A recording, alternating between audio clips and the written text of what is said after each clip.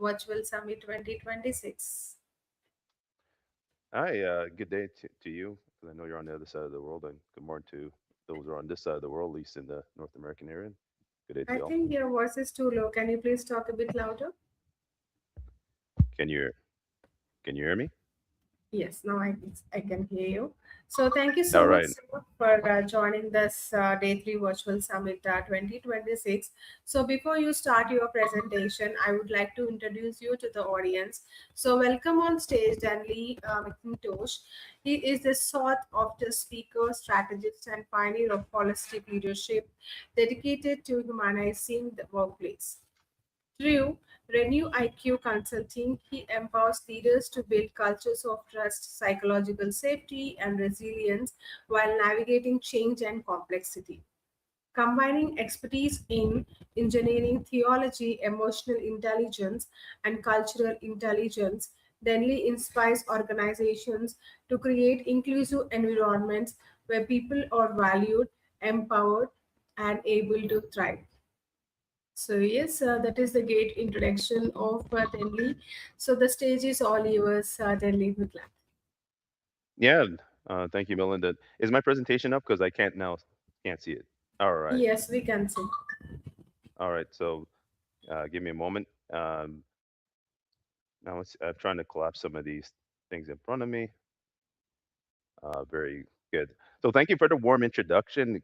Good day to all of you. Good morning or good evening, wherever you are really zooming in from or air meet from, I guess is.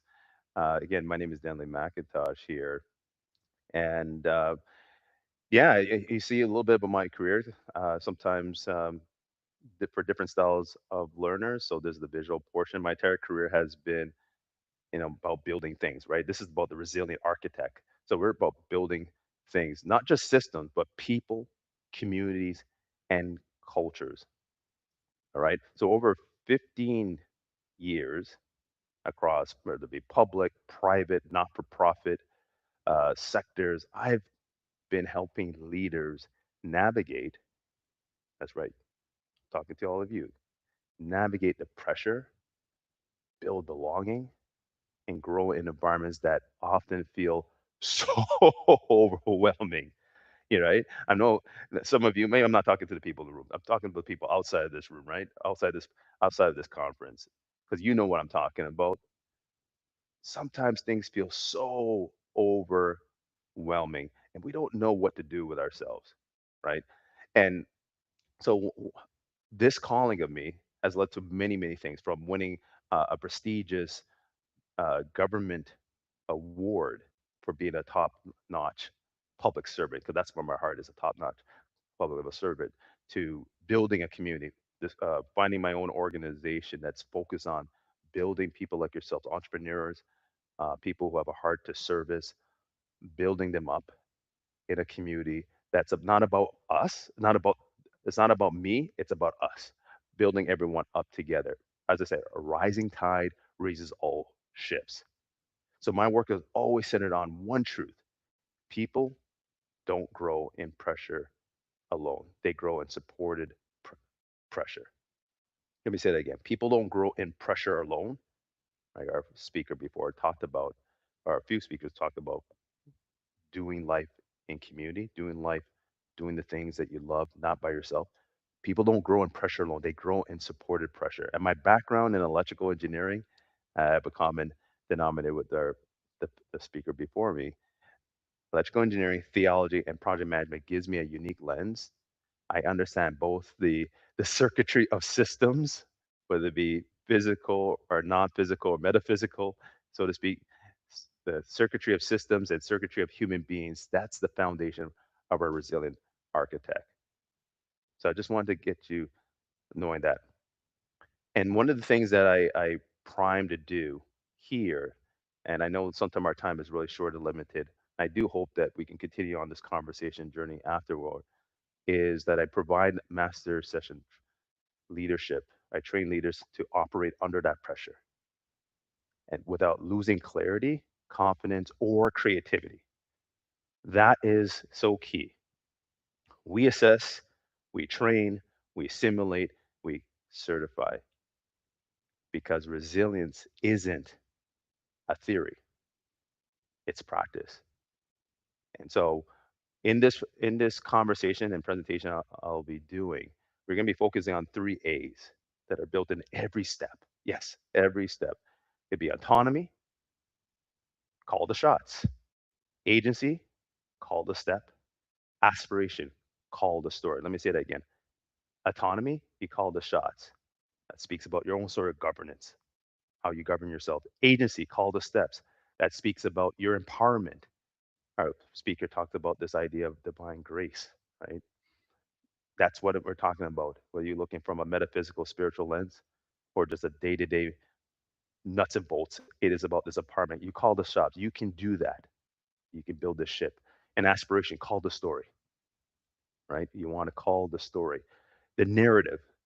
Because at the end of the day, I always tell people, man, when you are looking for the Mr. or Mrs. Right, whoever you, it's not about a sequence of a list of things, which many people get wrong. More of my sisters who get it wrong. It is about, do you fit into that story? Do you fit in that story? Do you even know your story? What story are you driving towards? Because aspiration is about being breathed toward a story. So autonomy, agency, and aspiration. This particular session will build on that. Those three A's, the pillar of resilient architecture, they're the beams that hold up a leader's emotional structure. So I do hope you can join me for that as well, the information. But let's get into the main course here. We're going to get into the main course. We're talking about architect, and I want you to be able to follow with me now, right? I want you to follow with me right now because it's important. When we're talking about now, the resilient architect, we're talking about building a structure, an infrastructure, a scaffold, if you want to call it, that will be able to sustain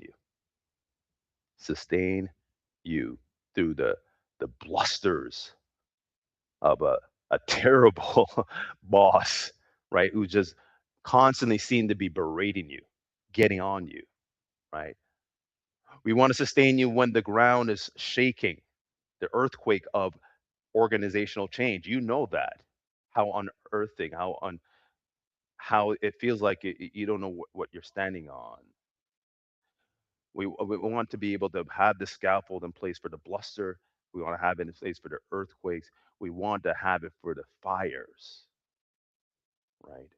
When life hits you hard, unexpectedly, and it seems like you're in an inferno. We want to be able to create this resilient architect, how to engineer that innovation through emotional resilience. So I want to show leaders that designing and building, collaborating is not passive. Resilience is not passive. It's engineered. We want to see one thing about engineering, we're all about blueprints. We're all about designing a plan before and anticipating what is coming around the corner. And I want to be able to say to you, the collective we, in this particular WIN conference assembly, we want to anticipate what's around the corner. Innovation collapse when people behind it collapse. You get that? Innovation collapses when the people behind it collapse. So, today we're going to explore how leaders can carry pressure without losing themselves, how they become the resilient architects of their own emotional infrastructure. And I say this because even though you are ultimately in charge of what happens inward you, because many times life doesn't happen to us, it happens in us, right?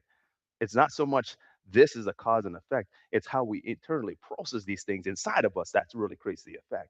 But we do this together, we do this in community, we do this locking arms in arms. That's what I'm talking about to you. The, I want you to hear that.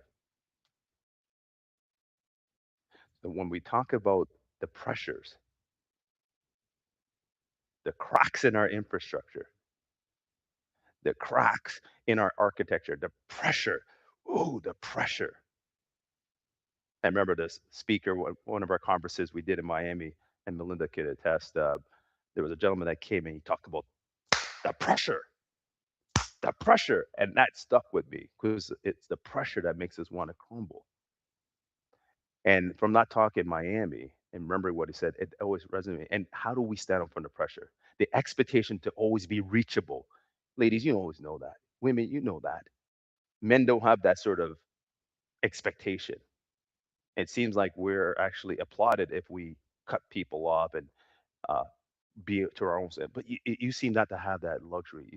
People seem to want to speak ill of you, speak bad of you when you're just trying to take care of you. You know this, whether it be a partner, a spouse, or a husband that's pining after you, whether your children are pining after you, whether it's your mother or mother-in-law who are pining after you. Someone's always trying to reach you, and you always seem like you have to be always on, be responsive. Am I talking to you? So for women in leadership, the pressure is even more intense. The mental health related to conditions account for over 60%. Hear me now. 60%, 60 of long-term disability claims among women leaders. A lot of people don't know this, that in terms of the insurance industry, when it comes to disability and life insurance, men's pay higher for life insurance when it comes to the insurance of life. Women pay higher insurance when it comes to the issue of disability. Check it out. We pay less in disability insurance when it comes to morbidity. We pay more in life insurance when it comes to mortality because we don't live as long as y'all. But what's the point living longer if you're not living your best? And to be on disability is not fun. So we want to be able to help you. I want to be able to help you. When the architect, the leader, is exhausted, innovation stagnates. You hear that? When the architect, the leader, you, is exhausted, innovation stagnates. Not because you as a leader is not talented, but because you lack the space. You all lack the space. And we as men need to be better to help you create that space. See, this is where autonomy becomes essential. You call the shots. You call the shots, relatively speaking, right? There are probably limits and conditions. So don't say like we're not divine in the sense of that. But in a reasonable terms, I want to remind you, you call the shot. You don't have to be a victim of constant connection. Autonomy is the first structural beam of resilient architecture. It is the first beam. I want you to know that. I want you to get that. So this is a trigger warning for those who didn't like math going in school, and maybe Melinda, that's not you because I think you're pretty smart. So maybe for the other folks, I'm going to just challenge you a little bit. Bear with me. We're going to do a little bit of math. It's not too challenging in the sense that it is not numbers, but more of thought. Think of your leadership capacity like an electrical circuit. Right? You got current, emotions, the power that drives creativity and innovation, resistance, that's stress, inevitable in high growth environments. You got protection, resilience, the circuit breaker that prevents overload, right? We got our numerator, right? The covering adaptability. You got the denominator, energy times stress. That equals resilience. See, in engineering, the circuit breaker protects the system. Oh, and in your home too. You know you have a panel downstairs. You have a circuit breaker. They protect the home from surges. In leadership, here's the analogy now. Resilience does the same. It gives you permission to pause before you blow a fuse. You want to be able to chip things out. You want to take that step back and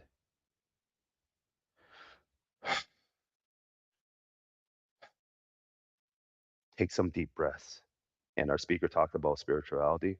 You want to be taking deep breaths. For those who understand what I just said, Yahweh, literally the divine God, you're breathing in to calm you down. But for those who want to keep it quite simple, you want to be just saying deep breaths in, and that calms your central nervous system. And when you do that step back, you're able to think more clearly. You don't blow a fuse. This is where aspiration becomes vital at that point. You can call the story once you do that.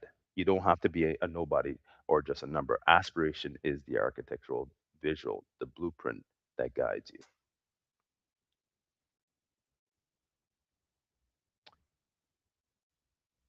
This may be a moment right now you want to take a deep breath. I know there's things people are clamoring for your attention right now. You're listening to me, you're trying to maybe multitask. If I can just ask you maybe for a few seconds, just take control. Take some deep breath. Remember your story. What are you aspiring to? You got agency. Because resilience is not gritting your teeth. It's not. It's not about gritting your teeth. It's more than that, right? It is not about gritting your teeth. And when stress rises, and if I could just maybe go back here, when stress rises, right, you want to be able to calm down. The energy, stress rises, energy drops, resilience collapse. But when recovery and adaptability rise, resilience expands, and that's where your agency comes in. You can take the steps that are necessary. You don't have to sit there and just absorb the pressure. The agency is that architectural scaffolding that you need, the structure that helps you as a leader adjust and pivot. And that's why I talked about the pause being so critical.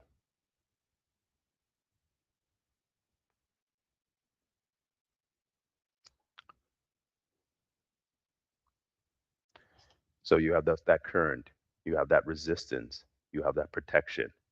These are the things that you will need to be able to regulate. All right.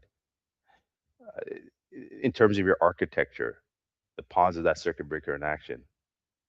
All right. And that pause has a few components.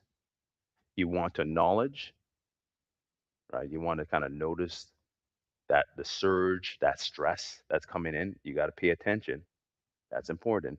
Pay attention to once you notice that surge that comes in, and you can really speak to that, then you want to be able to regulate, as we just did with that deep breathing, and intentionally taking that step back and distancing, and maybe it may be literal. You may be able to walk away, but if you can, you want to be able to kind of take that back. Even that physically just doing this in your chair will be very important. Get that stress down, and then analyze, which engineers love to do. Analyze, taking that data point, respond with an engineering precision, not just emotional impulsivity. The pause is where autonomy, agency, and aspiration meet. It's the moment you reclaim control, choose your next step, and reconnect to your story. Let me say it again. The pause is this is where autonomy, agency, aspiration meets. That's what the pause does. It's the moment where you can claim your control, choose your next step, and reconnect your story.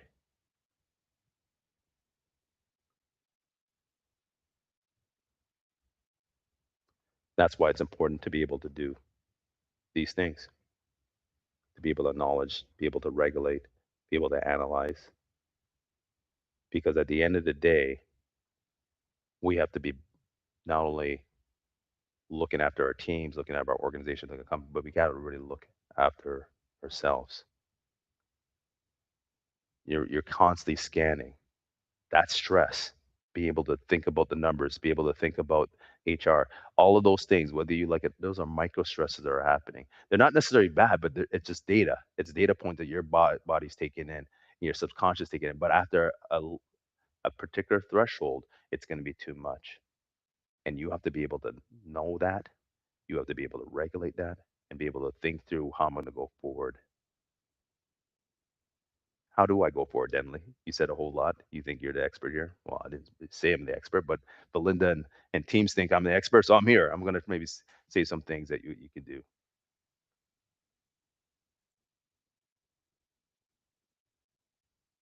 We want to really see, we want to be very creative. We're talking about being an architect. And we talk about innovation all the time in the workplace, in creating new processes, new systems, building a new culture. But I want to talk about a new you. I want to reinvent what's going inside in you, what's going inside of here, what's going inside here. You want to be able to feel.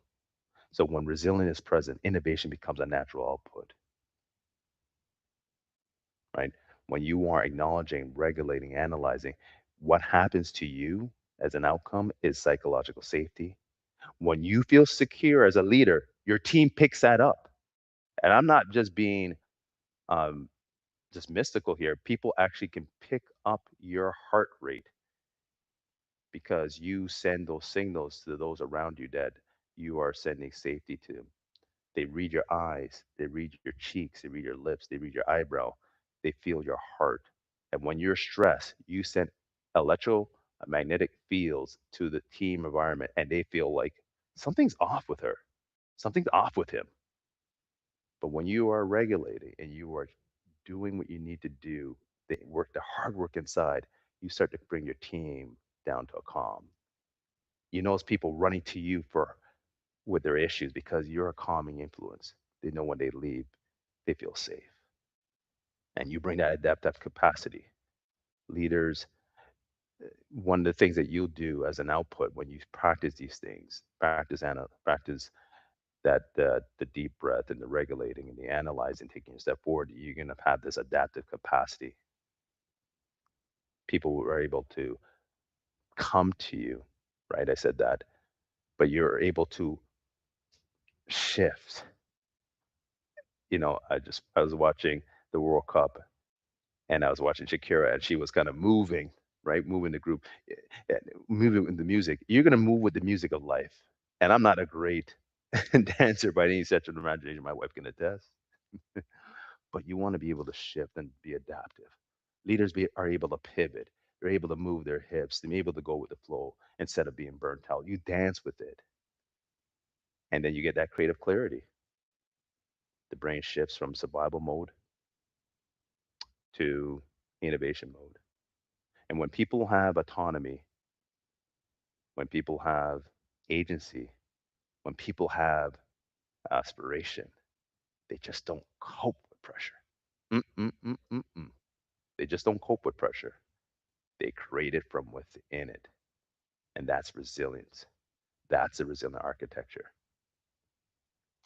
So I just want you to catch that again, right?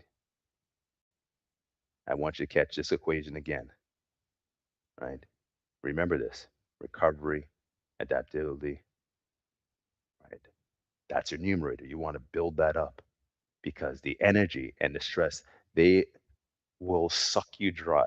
So the more you're doing the work that you can control, that is your agency. Knowing that you can't control your environment, you're going to be more resilient. And knowing that, and knowing that you have all this happening with you, the currents of emotion that are flowing up from you, and you have to understand that the uh, the stress that are coming at you, that you're trying to be able to have some protection and take that step back, be able to, as I said, to regulate and analyze and move forward.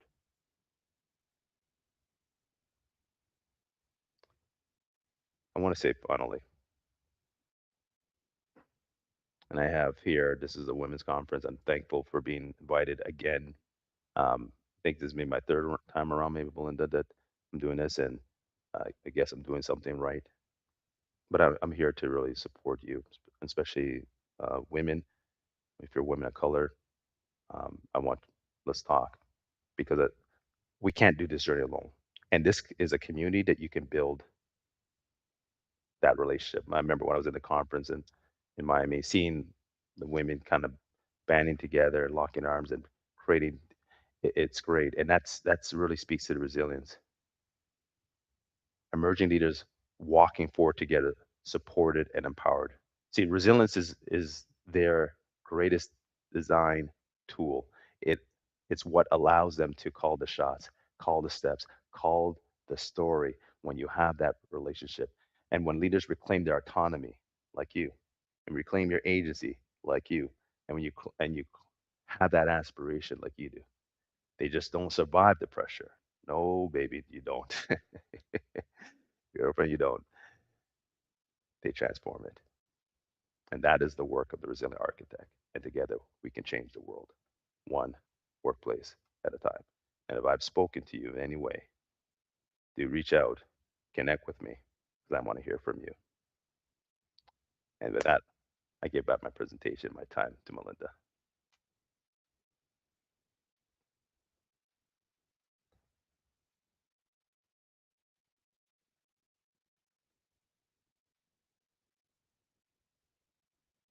Yeah, thank you so much for sharing your wonderful presentation, Denley. And we do have a lot of questions for Denley. Here is the question from the audience. So, what is the, yeah, so caregivers will benefit from this definition of resilience. Okay, sorry. No, thank you. What is the biggest mistake leaders make when trying to build resilient teams? I think the biggest mistake is that they do too much to build a resilient team without building the resilience in themselves first. I really think that, right? Uh, when do you have time for you? I mean, I know there's self care, but really, when do you have time for you? When do you have time to really sit back and reflect on? And I'm a big on reflection, right? We're all about prospective thinking, but what about reflective thinking? What's going inside with you? Socrates said, I always like to quote him, unexamined life is not really worth living. Uh, I shared that your heart rate is felt by your team member if you're in person. They see your face, they feel your heart. And if you're trying to build a resilient team, but you're always on edge, that's not going to work because the proof is in the pudding. You're not practicing what you're preaching, baby. So you got to be able to work that stuff in you. You got to be a calming force. And when you're a calming force, it's going to spill over to the others. Sure, you can have programs, you can send people to training and you can read, but it starts with you, baby. It starts with you first. And if you're doing the legwork, then all of those other things are going to be just icing or dressing. It's gravy. It's going to just make everything look better. But if you're always stressing on edge and you're trying to say, I'm going to create a resilient team, that's hypocritical. Okay. And one more question: how can organizations create a workplace where people feel a true sense of belonging? How can organizations create a workplace where people feel a true sense of belonging? Yeah, you know what? It's funny because I've been in the space, the belonging space. I wrote a book about executives creating the space of belonging. This was before this was actually in vogue. This was an important topic because I had a vision that the workplace can be more than just coming in and checking out. The truth of the matter is, it begins with their paradigm. It's very paradigmatic, right? People say belonging, but I think when you say belonging, you invite a very serious conversation. What does that really mean to you? Because when I hear belonging, I hear in some sense that it's a quasi family situation that you want to create. Ooh, family in the workplace? Mm-mm, I don't want to go there. They're my work. Then how do you have the two? To me, they're mutually exclusive. Because if you say, I don't want that sort of quasi family that we're really building relationships, and then say we want to have belonging, the two are incompatible. Because here's the reason: when you say yourself are a team or a quasi family or family, I use that sort of spectrum.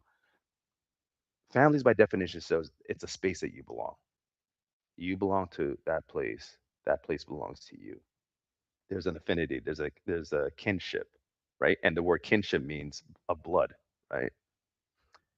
If if the organization says, "I believe in belonging," but the leader doesn't see the people under him as family or quasi family and their kin, and you show up to those funerals, or if you're invited to a wedding, to me, to create that organization begins with the leader thinking in those terms, because you can write it on a placard, you can speak in a town hall, but if you don't believe in the gut that these people are, they're part of me, they're part of my tribe, then that's just lip service.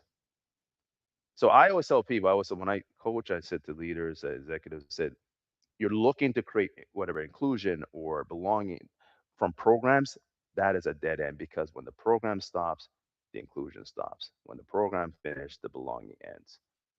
It needs to be part of you, part of your own identity. Not everyone does it as well as others, and I get that.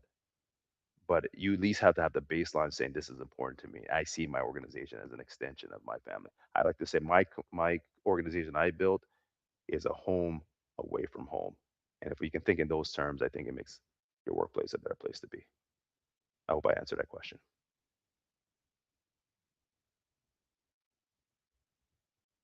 Oh, Melinda, I can't hear you now. Oh, Melinda, I can't hear you now. Sorry, I was talking on mute. Okay, say whatever you just said, because it looked like you were saying, it looked like what you're saying, you were very happy when you said it. So I lost about 15 seconds. So I hope whoever asked these questions, they really got the answers for their questions, and so happy that we are so honored that you are being a speaker for this Day 3 Global Virtual Summit 2026. So please do join our next speaker sessions as well, and please do encourage them and with your questions and engage with the speakers and the audience. And the other speaker is already in the backstage. Her name is Stacy. So yeah, so please do join her session. Thank you. Bye bye. Thank you for having me. Thank you.